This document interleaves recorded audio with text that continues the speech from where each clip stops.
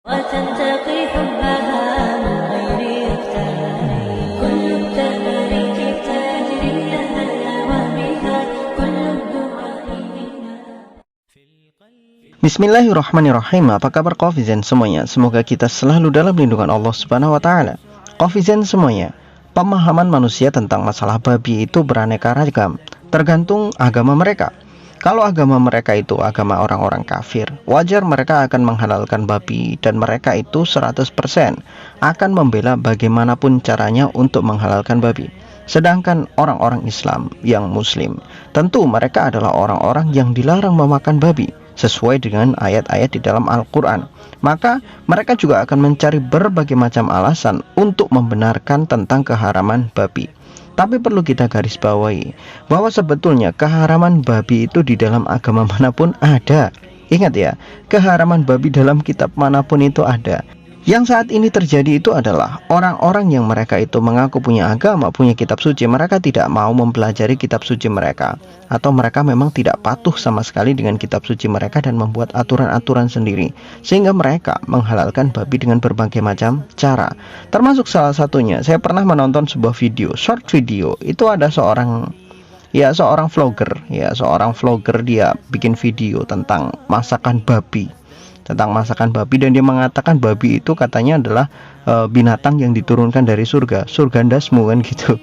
Kenapa? Dalam kitab suci manapun sebetulnya keharaman babi itu sudah nyata. Ya, di dalam Bible sendiri ada tentang keharaman babi. Meskipun pada akhir-akhirnya diotak-atik juga nanti kata babi ditambah dengan babi hutan, tetapi tetap saja pada dasarnya keharaman tentang babi itu ada di dalam Bible. Di dalam kitabnya orang Islam apalagi, di dalam kitabnya orang Yahudi sendiri apalagi, itu ada keharaman-keharaman itu.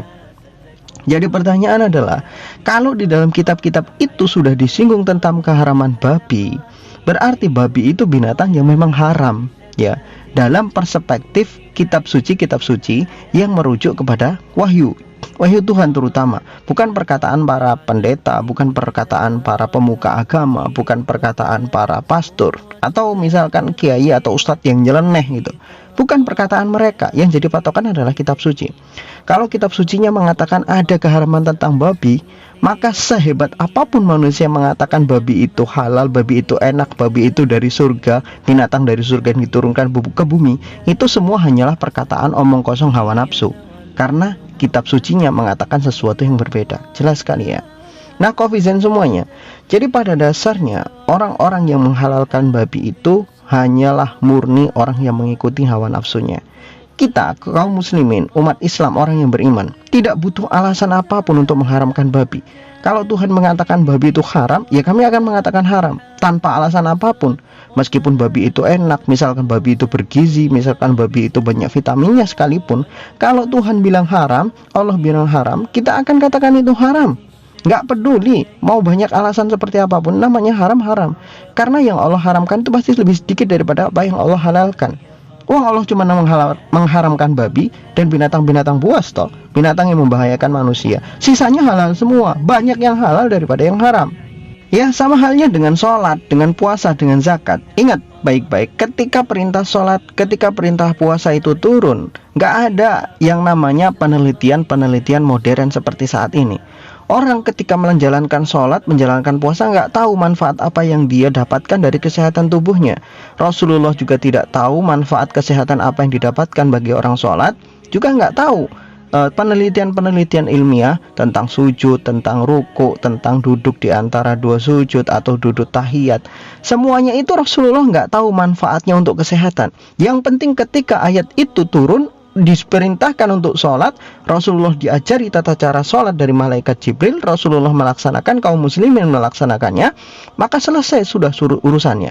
Rasulullah nggak butuh alasan tentang apakah ini nanti bermanfaat atau tidak, karena itu perintah langsung dari Allah. Perintah itu karena keimanan, maka dilaksanakan begitu seperti apa yang Allah Subhanahu wa taala perintahkan. Selesai. Jadi nggak butuh alasan. Saat ini orang-orang saat inilah yang butuh alasan untuk beriman. Jadi pada dasarnya orang saat inilah yang butuh alasan untuk beriman. Mereka mau beriman itu cari dulu alasannya. Kalau nggak ilmiah nggak mau iman. Kalau nggak menurut sesuai akal mereka nggak mau beriman. Dulu kami tidak seperti itu. Kami adalah mengimani dulu, baru menjalankan apa yang langsung perintahkan oleh Allah Subhanahu wa taala. Nah, jadi itulah manusia-manusia saat ini. Mereka membutuhkan banyak sekali alasan untuk beriman. Padahal, kalau menggunakan logika yang sangat sederhana, apa yang dilarang oleh Tuhan itu pasti adalah sesuatu yang memang betul-betul bahaya bagi manusia. Kalau kita berbicara tentang masalah babi misalkan, apakah butuh alasan bagi seorang manusia seperti kita untuk mengatakan babi itu haram? Sebetulnya nggak perlu. Kenapa? Karena babi itu hanya satu binatang yang Tuhan haramkan di antara binatang-binatang yang lain. Dan di antara binatang-binatang itu memang ada yang berbahaya bagi manusia ketika dikonsumsi. Sebagaimana contoh ketika manusia mengkonsumsi binatang-binatang buas, binatang para pemakan daging misalkan. Itu kan berbahaya bagi tubuh manusia. Ketika itu dikonsumsi, menimbulkan efek negatif bagi tubuh manusia jangka panjang. Termasuk babi juga sama. Babi itu pada dasarnya mempunyai banyak hal yang negatif dalam tubuhnya yang ketika dimakan oleh manusia menimbulkan efek negatif. Meskipun pada dasarnya efek negatifnya juga ada pada binatang-binatang yang lain, tetapi efek negatif pada diri babi itu lebih besar daripada binatang-binatang yang lain. Tapi apakah alasan itu cukup bagi manusia untuk beriman? Ternyata tidak. Manusia masih mencari-cari lagi untuk menghalalkan bagaimana caranya babi itu bisa halal. Sebagaimana contoh, ketika kita mengatakan babi itu banyak penyakitnya, mereka mengatakan, oh sekarang itu babi itu sudah bisa diternakkan dengan berbagai macam cara modern sehingga penyakitnya dikurangi. Kita mengatakan babi itu di dalamnya ada cacing pita yang berbahaya bagi manusia. Dia akan mengatakan, oh saat ini peralatan modern sudah bisa membunuh cacing pita yang ada di dalam daging babi. Terus mereka akan mencari alasan terus untuk menghalalkan babi. Kenapa? Karena pada dasarnya dia sudah mengatakan babi itu halal dan dia akan ngotot sampai kapanpun untuk menghalalkan daging babi. Sehingga alasan apapun yang akan kita berikan kepada mereka akan ditolak karena pada dasarnya dia sudah tidak mau menerima kebenaran dari tempat manapun. Yang dia yakini adalah babi itu halal dengan berbagai macam alasan yang dia terima. Jadi meskipun kita jelaskan secara ilmiah sekalipun tentang keharaman babi, tentang bahaya babi, tentang sifat-sifat babi, tentang apa yang ada di dalam diri babi, kita terangkan sejelas-jelasnya dengan berbagai macam dalil, mereka juga tidak akan pernah mau mengikuti itu, tidak akan pernah mau percaya.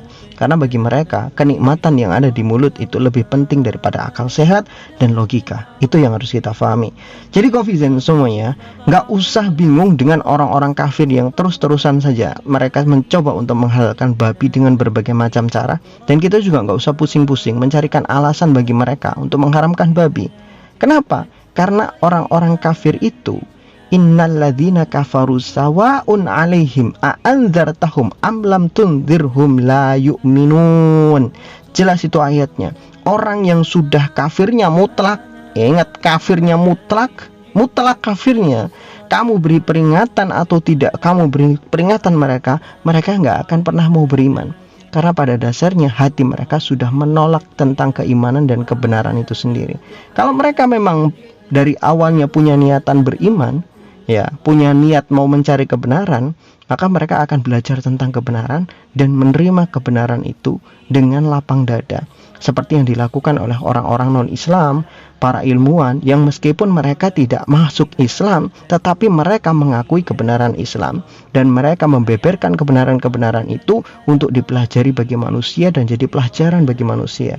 Itu banyak sekali ilmuwan-ilmuwan, meskipun mereka nggak masuk Islam, tapi mereka mengakui kebenaran-kebenaran Islam. Kan banyak. Itu orang-orang yang terbuka hatinya.